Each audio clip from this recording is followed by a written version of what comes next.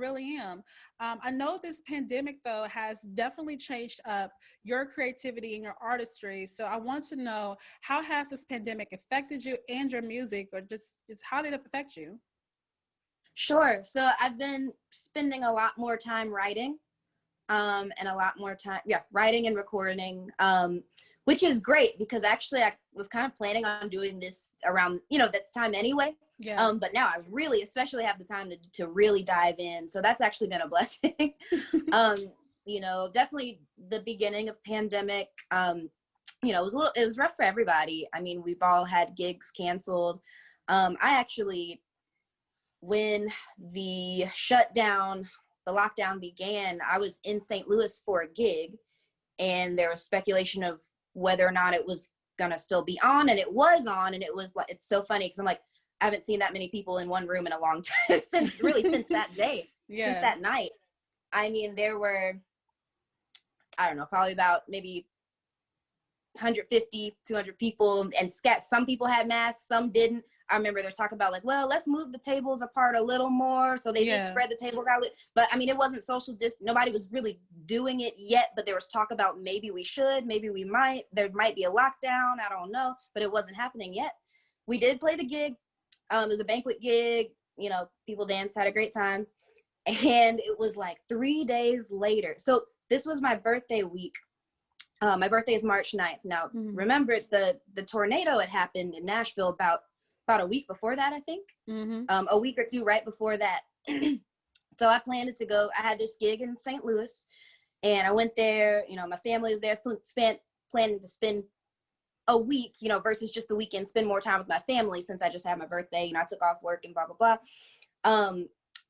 So like 3 days later, pretty much the national lockdown started. So my job called me. It was like, hey, like, I know you're out of town, but we're closed. Or they started shutting down programs. Then eventually they're like, yeah, we don't know when we're going to be able to reopen. Right. So I'm like, well, I may as well stay here. So I try to go back to Nashville.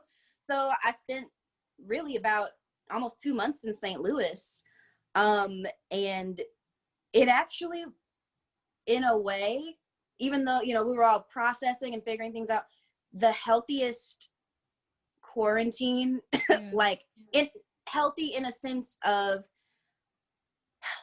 I couldn't have asked for a better surrounding to be around, like just people that I love and care about. And, I got to spend time with my parents, and then I spent time, in a, my partner in the time was living in a creative household.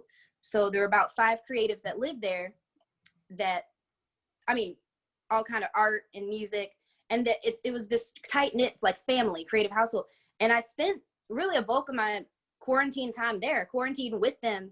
And it was like the most positive environment to be in. I was so glad I wasn't like at home by myself, like back in Nashville during that time. Like it was just a blessing because we all just, we were there for each other. We could talk things through. Like we worked out together.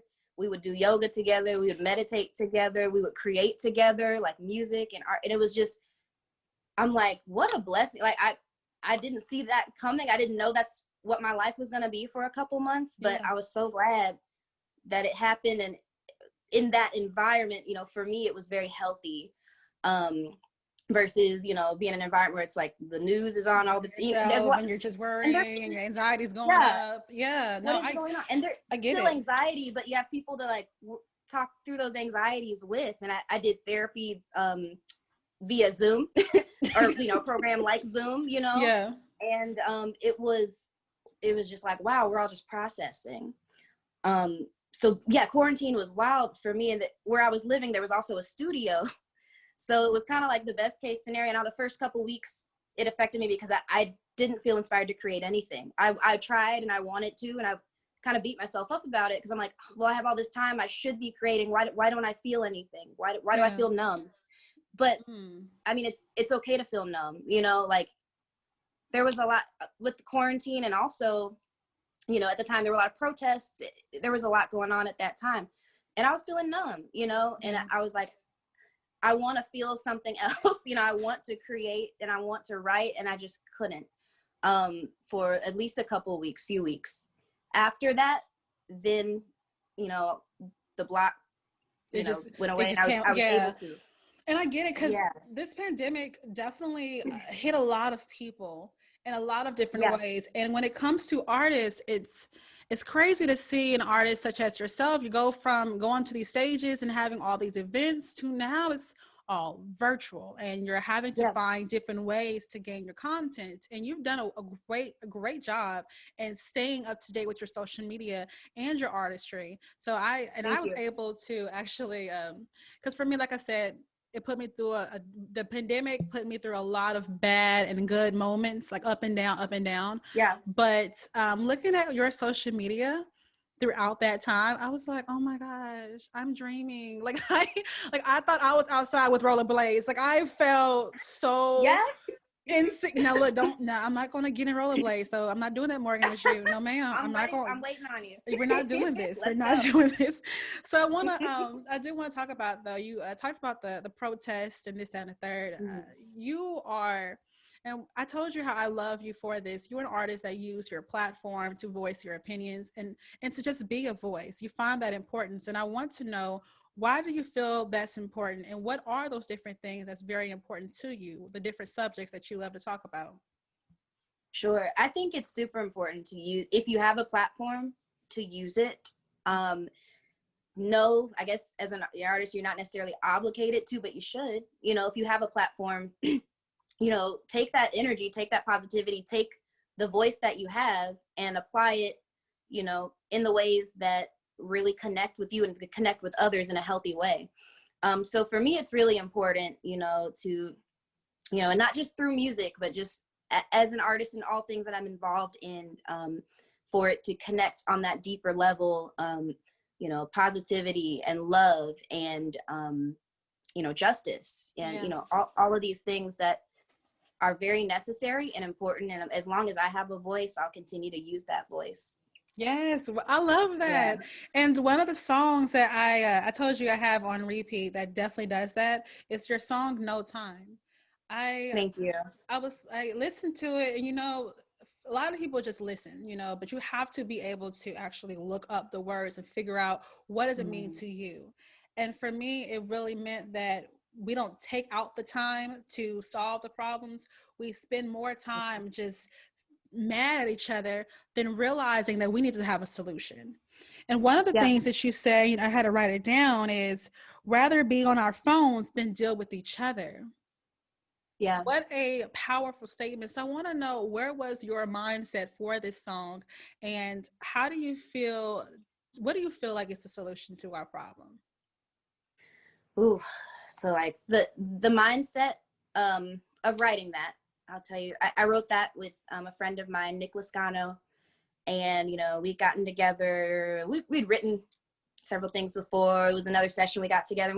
We both were feeling kind of down, because I think it was that week, I believe. We had heard about a former classmate of ours in college.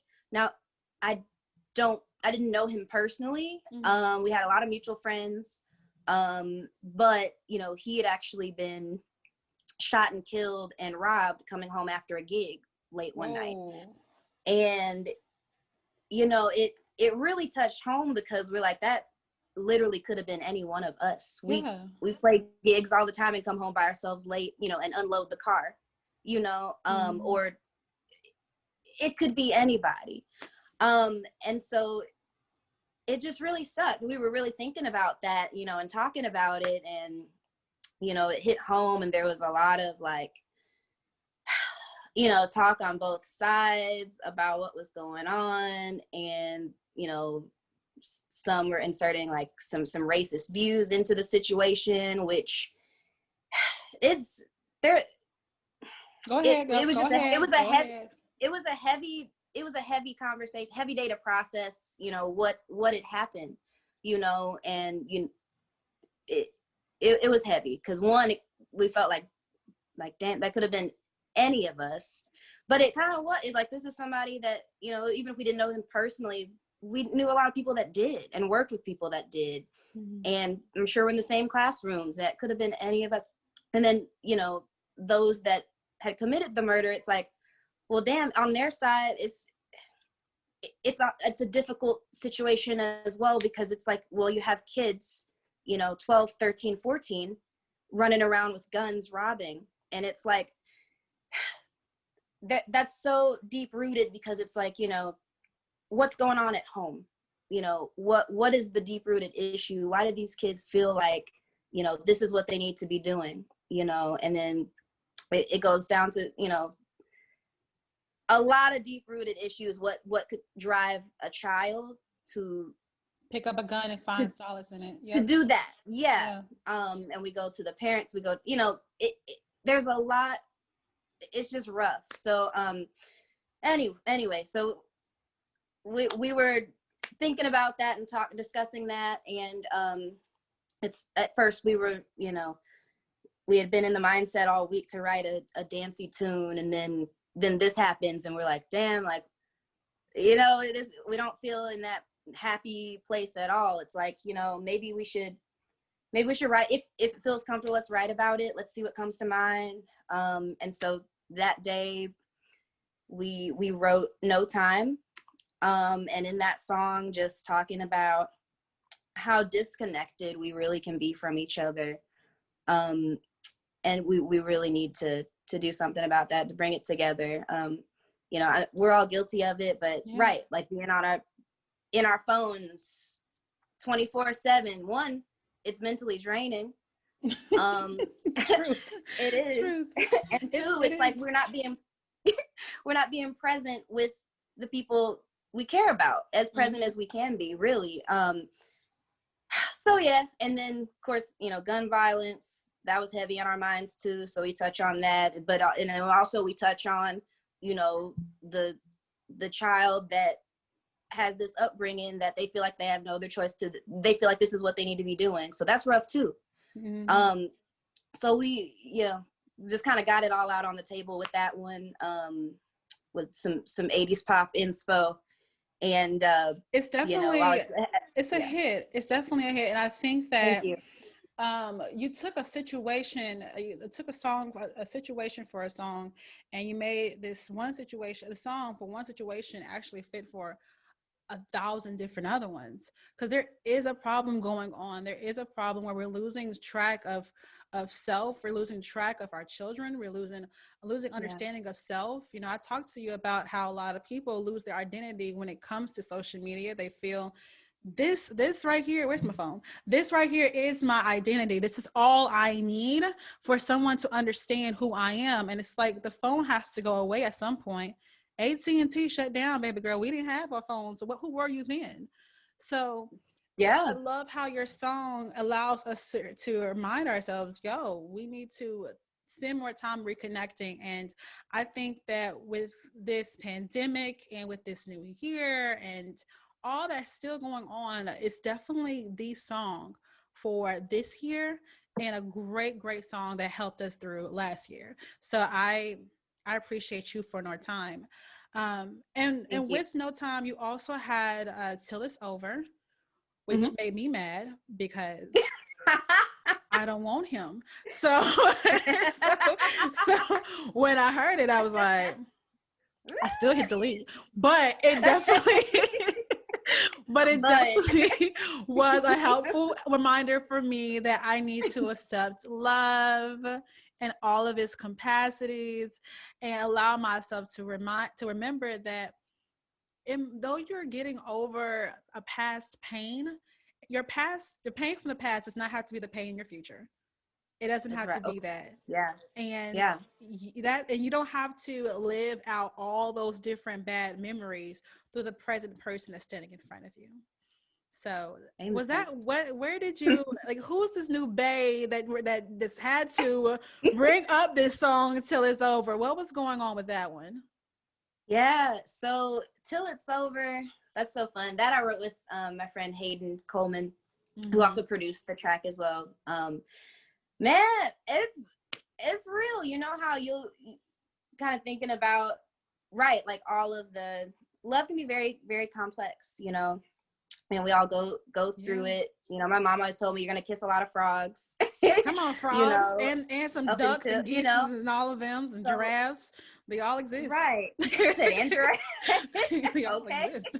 Iguanas, a little bit of everything, A honey. little bit of everything, man. And you right. And so, and then it's like when you do, for me, when I did, you know, find, you know, my partner who I had been friends with and creative collaborators with for years, and then the timing and something magical just kind of happened, and we're like, whoa, actually, hold up, Yeah, maybe we should try this, and because this feels right, you know, and it was one of the best decisions, you know, and Aww. I just feel like I can exhale. You know, it's such a beautiful partnership and a beautiful journey. And so yeah, till it's over, it's a fun, like, you know, you want to dance because it's like, you know, it's sexy, it's fun, you know, yes, it's is, that yeah. part of love that you just feel like, yeah, I'm feeling you, like. But you know, this vibe that you have, it's something that I think you've always had, of course, this poppy upbeat vibe, but it's getting a little bit more defined. And I'm here for the entire vision, because it's shown not only with your music and in all of in your love life, but in your social media, your brand. I mean, Miss Morgan, you did the busted challenge. I wasn't ready. When I saw it, I was like, "Yo, she can bust it. I can't bust it. I can tiptoe it a little bit, but not bust it. Dang." So you know, it's.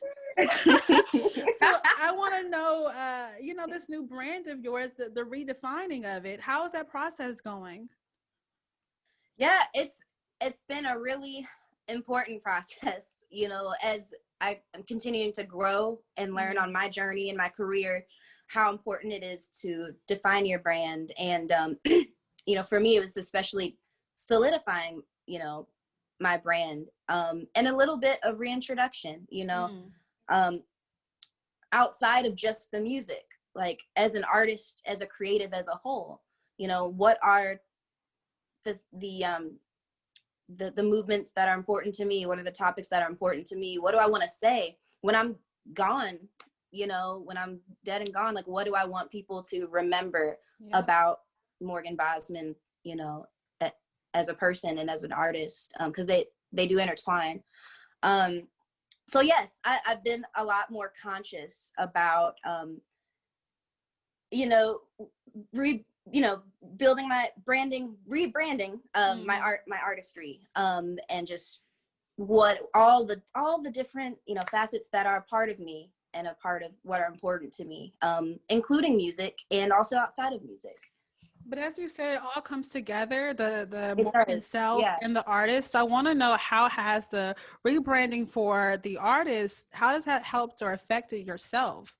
Because look, this right here in front of me is definitely different than what I got in 2018. So I want to know, how has that affected you? Oh, so definitely since 2018, you know, I've grown so much as an artist, and also as a person, like just so much more in tune with me and who I am, and, you know, my spirituality and my body and all of these different components of what makes up me. So just, I think that comes with growth, you know, the more you really get to learn about yourself, and to, you know, I personally have had to do a lot of, you know, learning in different ways and unlearning, you know, some toxic, you know, constructs that I had grown up with or been taught or whatnot. And so, you know, kind of taking that that's actually why I have this tattoo here, the Sankofa bird. Oh, love it. So the Sankofa bird, it is going back and retrieving whatever is useful from your past to use for your future. Not everything from your past necessarily, but whatever's useful, right? Yeah. And so sometimes we have to leave some toxic constructs behind, and to take what's useful and move forward, and also take some new knowledge that we've learned, some new information, that connects us deeper with ourselves and our spiritual selves. And it's like, it's so freeing. You know, I feel a lot more free. I feel, you know, I was myself then, I'm still myself, but myself like with less barriers, you know, a lot more deeply embracing and loving and comfortable with all of the parts of who I am, not just some parts. Yeah. It's a journey. It really is a journey. And that's But you something can I see it. celebrate. You can It's, see it yeah. as a woman, as a woman yourself. Like your, what I love so more, the one number one thing, excuse me, that I love the most is how comfortable you are in your skin and just with yourself, and you really exemplify self-love and understanding one's soul. With all that being said, you're also very comfortable with your sexuality. It's Yes. okay to be sexy as a female. Yes. Like, it's okay. Like, we get told, no, that's not ladylike. But there's a difference between having all your cookies out the jar and just give them a little crumb, little taste stick right there. So I want to know, what led you to be so comfortable with self, and what is this new thought process going to be like as we move forward in 2021? Yeah, honestly, for me, I feel like the deeper I have embraced and, you know, learned in my spirituality, Mm-hmm. the deeper I've embraced and learned my sexuality. I Mm-hmm. think it's, again, all parts of you. It's all intertwined. These are all components. You shouldn't be ashamed of you, you know, and it's okay to celebrate that and embrace it. And it's really a beautiful thing. So I celebrate, you know, when everybody can really embrace their it's good to, you know, like it's It's healthy, good and to it's feel, just to a feel beautiful thing yourself, to be to beautiful. feel Yeah. good. Yeah. Right, to feel good about yourself and to feel loved by yourself before anybody else, you know, like to love yourself and feel sexy and feel beautiful and feel known. And yeah, honestly, the deeper spiritually I've you know, gotten, it's all linked. You know, the more comfortable I've become with my sexuality, the more comfortable I've become with right, all facets of who I am. Yeah. And I'm, you know, we're all still learning. It's such a journey, but I definitely feel so much more comfortable in my skin, you know, even now than I did 2 years ago. And It it's, again, shows. it's a journey. Yeah. It shows very well, how, for me, as someone that has sat with you throughout that entire time, I feel I'm able to see your growth, and you are an Thank you. inspiration for everyone, not just every little girl, but everyone, because I think that whether you're a male or a female, or however you identify, you're Right. always going to go through a process of, who am I? Do I love myself in the skin that I'm in? And where do I want to go? And it's going to change as you get older. It's always going to change, but it's not going to make you lose your mind. It don't have to. You will. You're going to want to lose your mind in that process. But at the end of Right. the day, you have to fully embrace the newness of you, and you have embraced it, and I celebrate you for it. Yes, ma'am, you are Thank the you, love. Morgan, and I appreciate you for it. So before I close the book and all of that, I do need to ask you, what is next? What's coming out next? What are we going to see? What's coming out? Yeah, so definitely stay tuned for some new music. Like I said, I've been writing a lot in the past year, and it's felt really good. So definitely some new music, an EP on the way as well. Okay, okay. Um, so look forward to some new music, some new visuals. Right now, you can actually find me in a new Birchbox ad as well. Yes, So you might congratulations, by see the that. way. Yes, I think that's going to be so dope. Congratulations.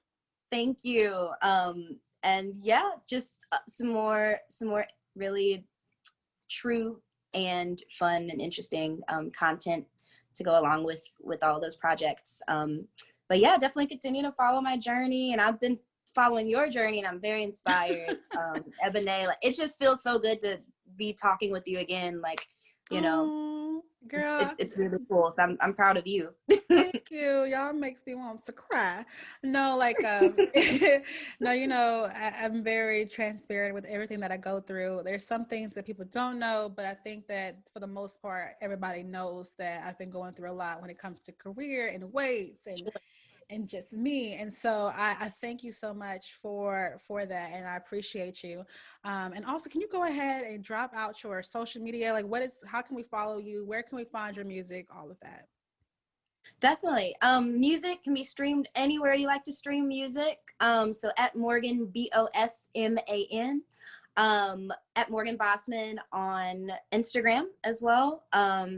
Facebook, Morgan Bosman Music, website, morganbosmanmusic.com. Definitely stream wherever you like those singles that we kind of mentioned there. We also will have some more music coming up soon. So if you don't want to miss it, click that follow button on the whatever streaming service you like. And yeah, that's pretty much it at Morgan Bosman, really everywhere. So honestly, everywhere. That's where she's going to be, everywhere. And this is our third or fourth interview together, and definitely not the last. Music.